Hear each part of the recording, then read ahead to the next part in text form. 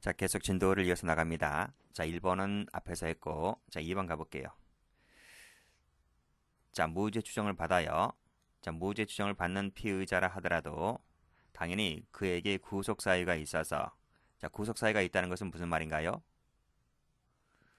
도주라든지 증거인멸, 우려, 이런 것이 있다는 얘기잖아요. 자, 그럴 때 영장 발부 또는 집행된 이상 신체 자유가 제한되는 것은 당연한 것이죠. 당연한 것이다. 당연한 것이기 때문에 따라서 뭘 착용한다? 그쵸? 포승이라든지 포승, 수갑을 착용할 수밖에 없는 거죠.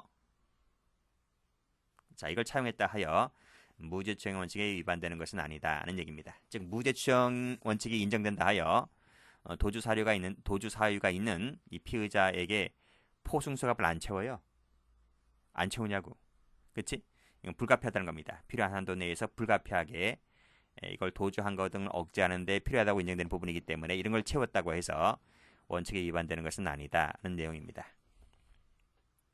그래서 어떨 때 채우나요? 이송할 때, 이송 시 또는 출정, 검찰이나 법정에 나가죠. 이걸 출정이라 불러요. 출정할 때 반드시 포승 수갑을 이중으로 채우는 거죠. 수갑 채우고 포승 채우고. 자, 그 다음 판례입니다. 자, 교도소에 수용되면 국민건강보험급여를 정지해요. 국민건강보험급여를 정지시킨다고요. 이것은 무죄 추정에 반하느냐의 문제인데, 이 국민건강보건법에 국민건강보험급여를 주는 것은 왜 주는 거예요? 왜 주는 거야? 여기 나오잖아. 국가부담이다. 왜 무슨 국가부담이야? 국민의 건강권을 위해서 국가가 보험급여를 일정한 사람에게 주잖아. 다 주는 게 아니고, 그치? 뭐 기초수급을 받는 사람이라든지 뭐 등등 하는 것인데, 교도소에 수용되면 교도소에서 다 해줘요. 이 사람들은 국가의 보호 감독을 받는 사람들이기 때문에 국가가 다 부담해준다고요. 부담해주기 때문에 또 줘. 여기서 국민건강보험급여를 밖에 있는 사회 일반인에게 주는 것처럼 또 주냐고. 그건 아니죠. 그렇게 되면 또 주게 된다면 이중 지급이 되는 거잖아요. 그러면 이 사람들은 교도소에 수용되면서 돈벌이를 하고 있는 겁니다. 이것은 이건 불평등한 부분이기 때문에 이런 것은 제한되는 거예요. 그래서 국가가 부담되는 것이기 때문에 수용되었다 하여 국민건강보험급여를 정지하는 것은 당연한 겁니다.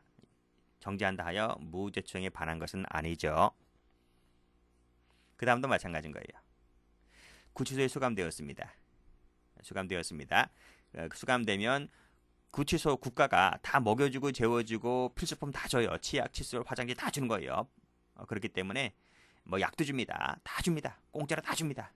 주기 때문에 국민기초생활보장법에서 여기 개별가구에서 제외되는 부분. 그 말은 뭐예요? 기초생활수급자에서 제외되는 거예요. 그 말입니다. 제외된다 하여 무죄 추정에 반하지는 않는다는 거죠. 같은 논리입니다. 구치 수감된 상태에서 기초생활수급자라고 해요. 월 40만 원, 50만 원 계속 준다고 하면 이 사람들은 돈을 버는 거란 말이죠. 범죄 행위에서 성공하면 이득이고 실패해서 구감된다 하더라도 기초생활 급여가 나온다고 하면 그야말로 이런 불합리가 어디 있어요. 그렇죠? 그렇기 때문에 수감되면 다 정지시키고 제외시키는 겁니다. 그렇다고 하여 무죄 추정에 반하지는 않습니다. 자, 경찰청장이 주민등록증 발급 신청서에 날인되어 있다. 우리 주민등록증 언제 만드는지 알죠? 미성년자에서 성년으로 넘어갈 때 동사무소 가서 주민등록증 발급받잖아요. 발급받을 때 여러분이 스스로 찾아갔잖아요. 찾아가서 주민등록증 만들 때 여러분이 다 동의했던 거예요. 동의해서 다 손도장 찍잖아요. 그렇지? 동의한 부분입니다. 자, 그래서 주민등록 발급 신청서에 날인되어 있는 이 지문 정보를 누가? 경찰청장이. 그렇죠? 이걸 전산화하여 어디의 목적에만 쓰는 거예요? 범죄, 수사 목적에만 쓰는 거예요. 쓰는 것은 이것은 뭐다? 무죄 추정에 반하지는 않는다는 내용이죠. 됐고, 그 다음에 보면 자, 징계 절차와 형사재판은 달라요. 징계 절차는 행정처분이고요. 형사재판은 사법처분이잖아요. 그래서 양자는 엄연히 다른 거예요. 다른 것이기 때문에 형사재판 절차에서 유죄 확정 판결을 받기 전이라 할지라도 징계는 내릴 수 있는 겁니다. 그래서 형사재판 밑줄 징계 세모 이것은 별개입니다. 별개이기 때문에 형사가 확정되기 전이라 할지라도 징계를 내렸다 하여 무죄 추정에 반하지는 않는다. 보통 1심이죠. 1심. 그래서 뭐 경찰관들 중에서 경찰관에게 징계를 내릴 때 1심을 보고 이제 보통 징계를 많이 때리죠. 그렇죠? 뭐 3심까지 갈 필요는 없고 어쨌든 뭐 확정이라겠죠. 확정되기 전에 즉 1심만 나오면 바로 징계 때릴 수 있습니다. 양자는 별개다. 별개. 말씀드렸듯이 여기는 행정처분.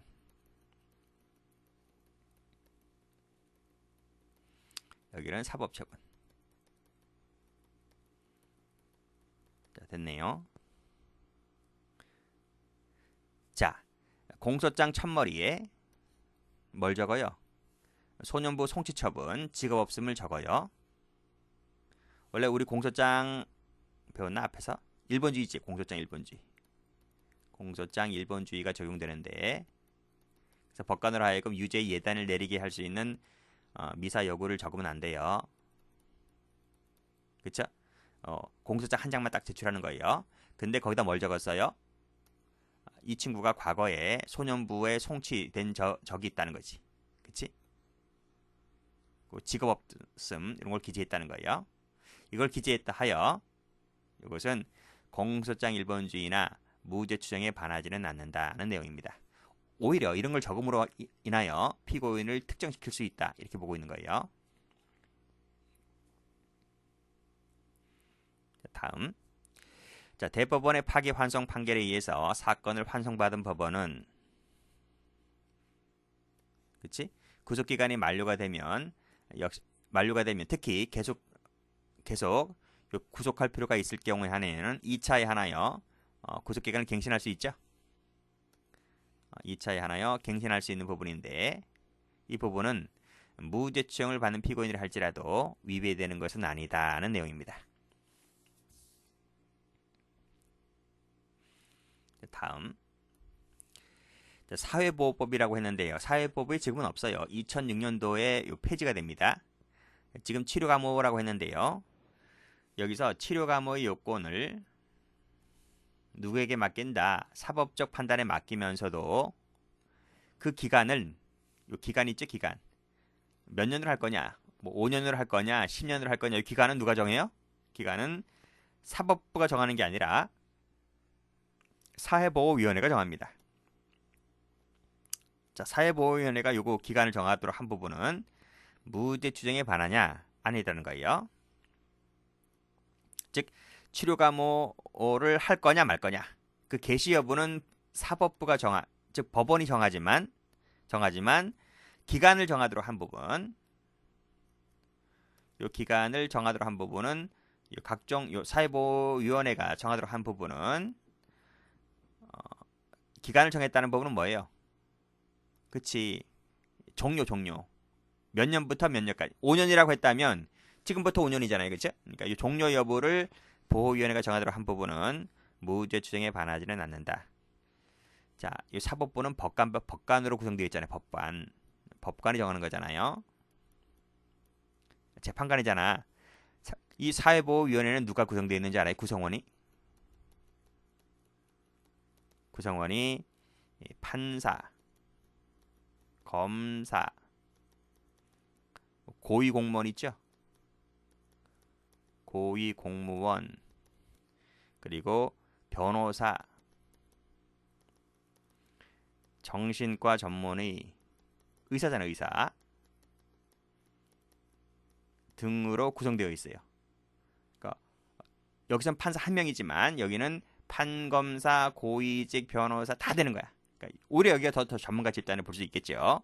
그래서 여기는 의사도 포함되는 부분이기 때문에 이런 사회보호위원회 구성원들로 하여금 기간을 정하도록 한 것은 위반되지는 않는다는 내용의 판례입니다.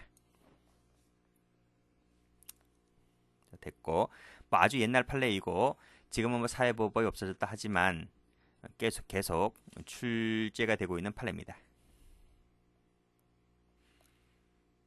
자, 다음 판례. 이거는 수사 파트에서 많이 나오는데요.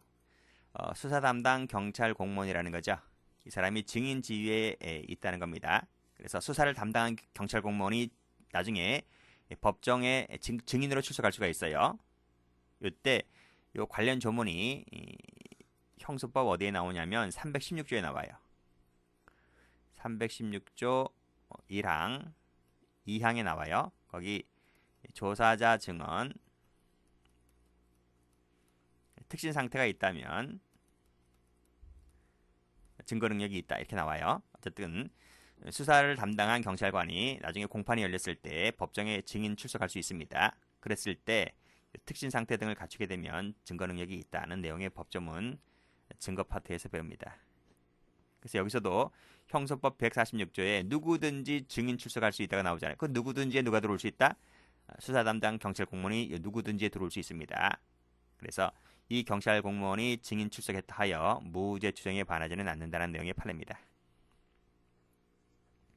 자, 무죄총을 받는 피고인이라 할지라도 구속 사유가 있다면 당연히 영장이 발부 집행되겠죠.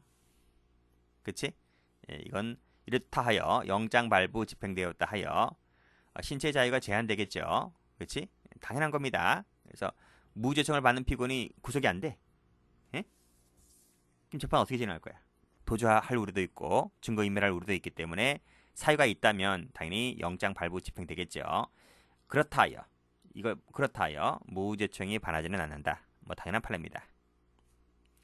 진술을 요할 자가 외국 거주로 하여 진술할 수 없는 경우에 예외적으로 증거 능력을 인정한 조문이 314조 조문이죠. 그치? 이 314조 조문은 무죄 추정에 반하지는 않는다는 내용의 판례입니다. 외국 거주 부분은 합헌이라는 거예요. 자, 유죄 판결이 확정되지 않았는데도 불구하고 사건명이라는 말을 안 쓰고 뭐라고 씁니까? 죄명이란 말을 썼다는 거예요. 그렇다 하여 이 원칙에 위반되지는 않는다. 자, 형사처벌과 아울러 과징금이죠. 과징금을 병과하도록 한 부분도 마찬가지입니다. 이것도 징계처분에 해당되는 것이기 때문에요. 병과하였다 하여 원칙에 반하지는 않는다. 이렇게 보고 있습니다. 자, 여기까지 합니다.